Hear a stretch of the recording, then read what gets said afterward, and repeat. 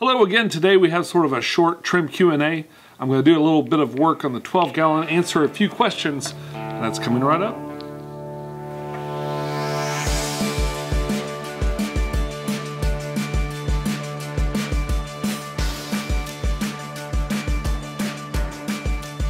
Hey YouTube, this is pecktec, and my 12-gallon has gotten way out of hand. It's way overgrown. I want to try something kind of different with it, and I thought this would be a great opportunity to do that. Now, most of what I'm going to do on the trimming part of this, I can just show you and answer some questions. It's pretty self-explanatory. You can see exactly what I'm doing, and there's no real need to narrate. Now, in the second part of this, it gets a little weird, and I will be narrating through some of that part. As of recording this now, I actually still don't know what the tank looks like. Now, you'll know what it looks like by the end of the video, but I have no idea. It's just kind of a cloud of mud right now. Okay, so my first comment actually comes from Instagram, and I get a few messages on there. I'm not as great about answering messages on Instagram. I try to be, but this is from Harvey M. Now, Harvey's been asking me, he's been sending me pictures of his guppies and asking me if they're pregnant. Well, long and short is, with guppies, if there's a male and a female and they're underwater, the female's probably pregnant. There are times when they eventually get so inbred, I think, that they become infertile, or maybe there's a strange mix, or you might get the odd one that's not fertile any longer. But for the most part, guppies are extremely prolific, and getting them to procreate is not difficult at all. Now, raising the babies up and keeping the babies in really good condition, that's a little harder, but still, guppies are extremely tough fish. They're very hardy fish. You also asked if you could breed them in a 1-gallon tank.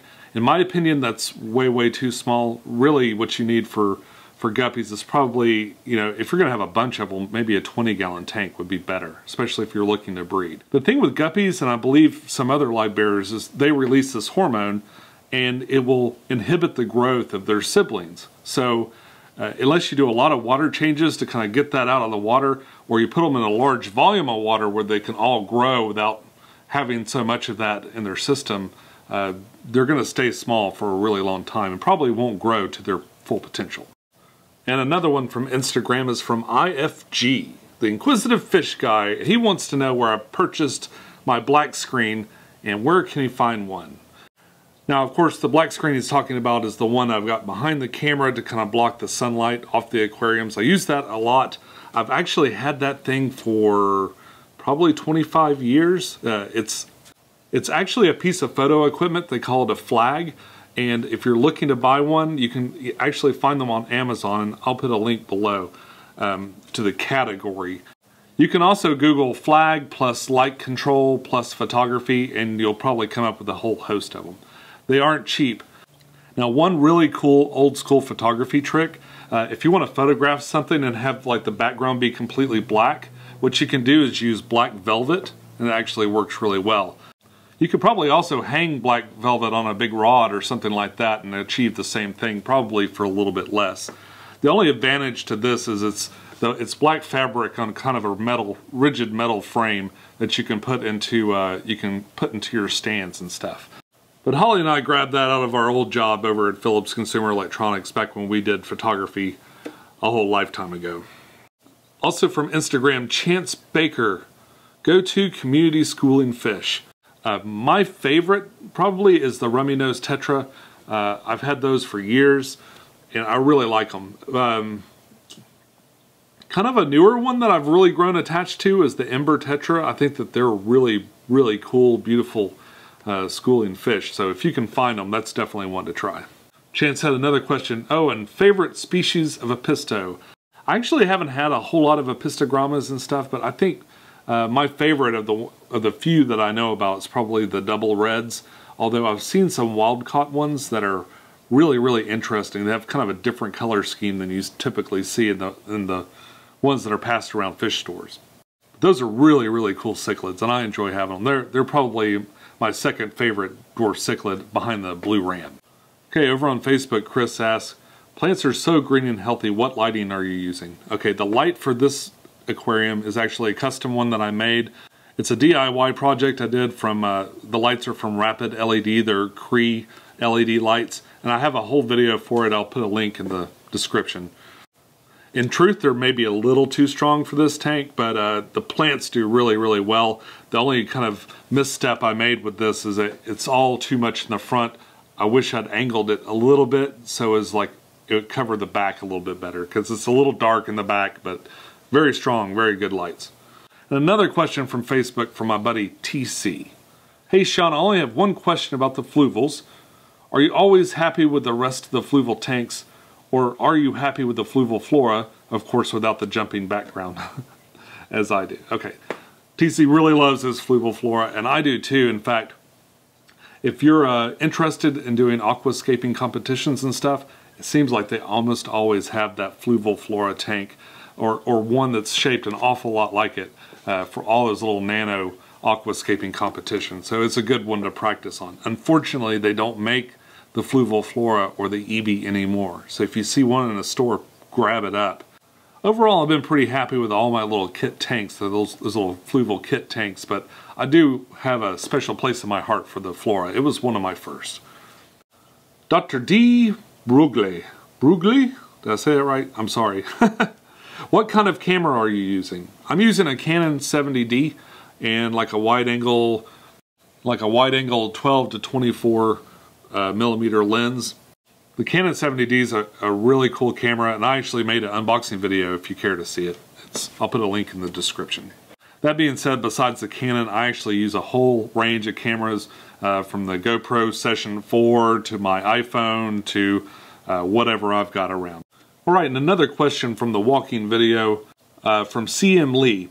I'm setting up a 30-gallon tank in June, and I wanted some stocking ideas. I know I want rams and a bristlenose. What else would you suggest? I may want to try plants, but I already bought regular black sand, another first for me. In the past, I've only used gravel. I have a tropical community tank before, but I'm trying to step it up a notch. You know, even with a plain black sand, you can use Anubis and Java Fern and stuff like that. Even substrate that's not really meant to be for planted tanks, you can supplement a little bit with plant tabs. I think that Seachem Flourish actually has little tabs and stuff, and they work fantastic. Or you can buy those little homemade tabs and stuff. My aquarium box has little plant tabs now. Yeah, but you can definitely supplement with root tabs and stuff like that if you don't have substrate. Then again, it doesn't sound like you've started it yet, so there's still time to change your mind. Now, as far as stocking it, you mentioned you had rams and a bristlenose, which will be okay together. If the rams are breeding, they'll probably run around any other fish you have, so you need something that's probably good for low stress. What you might want to consider with the rams and the bristlenose would be like a set of schooling fish. I really like the barbs that I talked about just a few weeks ago, these little golden barbs. They're great. Another, like, again, the ember tetras, rummy nose tetras are from close to the same area, have a lot of the same parameters. So those are some schooling fish that don't pick like a single fish or two that those rams can focus their aggression on. Now, they probably won't cause any damage, but fish can just harass each other until they get so stressed out they die. So you want to get something where they can't focus on any particular fish to be aggressive towards, and you'll probably do okay. Okay, and another question here from Aaron. I've watched enough of your videos to know how you cycle all your current aquariums, but how did you cycle your first aquarium? Seeded filter, fish in, fishless, Seachem stability. Now, my first aquarium in my adult life was a tiny 6-gallon Marineland Eclipse tank. And like a lot of people, I didn't really read about what you were supposed to do or anything like that. Like, the most I really thought about was, well, I probably should wait a few days after I add the water and stuff. So I set up the whole tank, and then we went to what would become my favorite fish store, the aquarium, and picked out some fish. Now, when I told them what was going on, that I just started a new tank and stuff, they said, well, you'll need to cycle it. And of course I was like, what does that mean? They gave me a little sheet that sort of kind of explained it, and told me to buy 2 guppies and wait for a month or 2 before I added any more fish. So that's what I did. We bought 2 guppies and we brought them home. And that's when I started surfing YouTube looking for advice on keeping fish. And eventually discovered that I liked giving advice about keeping fish on YouTube. And here we are today. So to answer your question the long way around, I did fish in cycling because I really didn't know any better. Now, of course, I have things to seed my tanks with, and I have a lot more knowledge I can put it to bear on that sort of thing. But those first two guppies did it the hard way. Sorry, fellas. Now, whenever I'm doing a heavy trim like I did today, I'm always worried because as you pull plants out, those plants were absorbing nutrients before, so there is heavy potential for it to go right into algae or to cause your tank to become extremely imbalanced. So try to be careful not to pull all the plants up. I wanted to keep a good selection of healthy plants in there, and but I did not want to add the baby tears back the way I did before. Now, my intention was to just reduce the amount of baby tears. It kind of turned into this huge cloud at the top of the tank. It was blocking everything. So I had this kind of nutty idea. I gotten these little pieces of challah wood in on my aquarium box last year. And my first thought looking at these things was, wow, they make would make pretty neat trees. The trouble is they were all kind of too short. So what I did was I took two pieces that I'd been soaking. I've already soaked all the tannins and stuff out of them for the most part. And I decided to glue them together and make them a little bit bigger. And then just use that same glue to attach the baby tears to it. So now this is just kind of a whimsical, weird little experiment that I'm trying. I don't know if it's going to look great or if it's going to look silly, but I thought it would be fun to try. My one problem with just gluing all that stuff to the top though is it sort of looked like a Q-tip. So, so I snipped a couple of branches off some spider wood that I'll also have in my garage. And I jammed them in a few of those little crevices, again with a little bit of super glue.